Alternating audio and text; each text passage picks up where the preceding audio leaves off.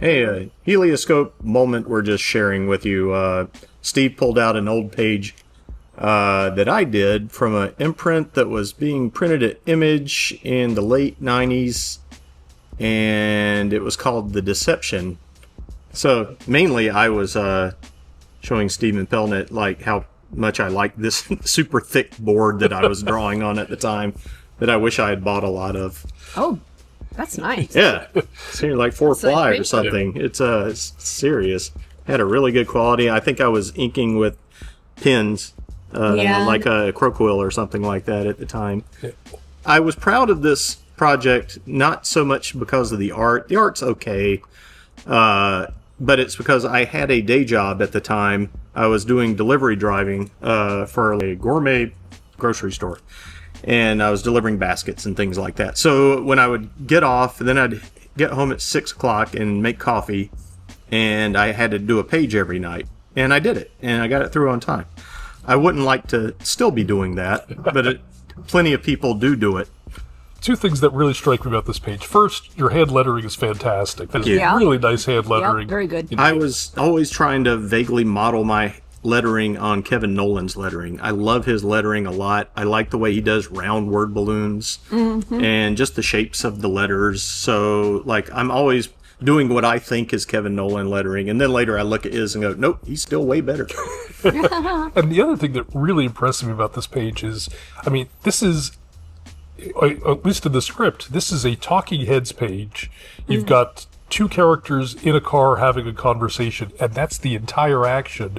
But you look at this page, and there is drama, there is movement, there is the sense that things are happening. A lot of texture, as Will Eisner once said. Yeah. And this whole night sky thing going on, and the good shadows. I love the 3-stage depth that you set up here with the dark plane in the foreground, and then the lit car, and then the really dramatic sky behind it.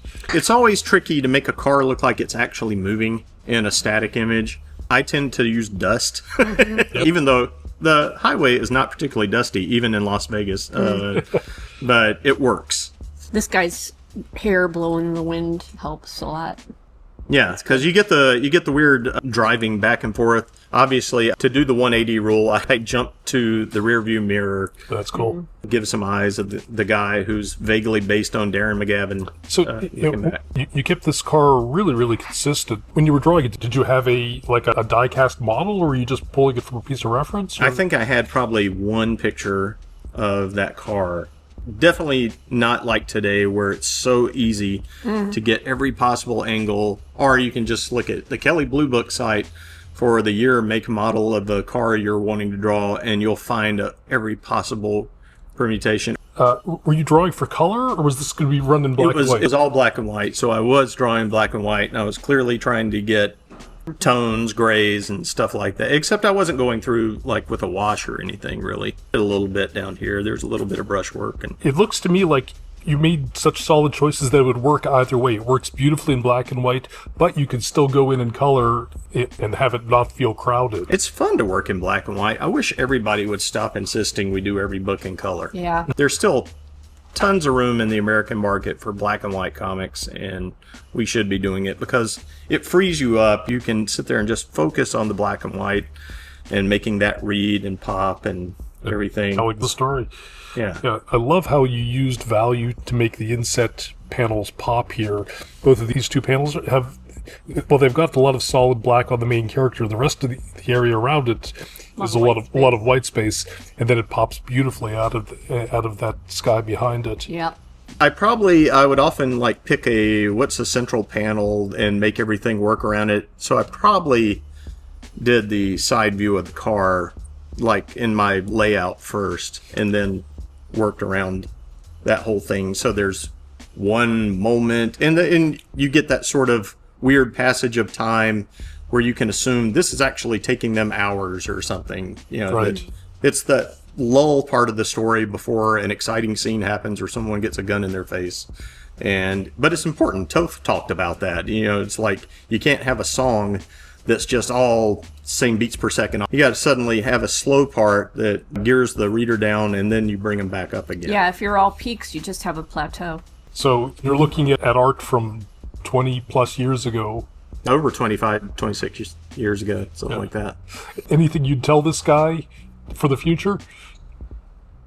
Yeah, what do I tell? Like, no, yeah, young Parker knew exactly what I would tell him, which is that I can't keep doing this pace. Like I need to do comics when I can do it during the day and not in addition to a job all the time. Jeff, thanks for talking to us about this page. Next time we can talk about the book you mentioned earlier, The Interman. Yeah, maybe we can look through that and go, hey, you ought to draw or something again, or whatever. Or not. You may come away with, like, stick to writing, righty boy. Yeah. And so I'm Steve Lieber at Helioscope. Oh, I'm Colleen Coover, kibitzing. And I'm Jeff Parker. Thanks a lot.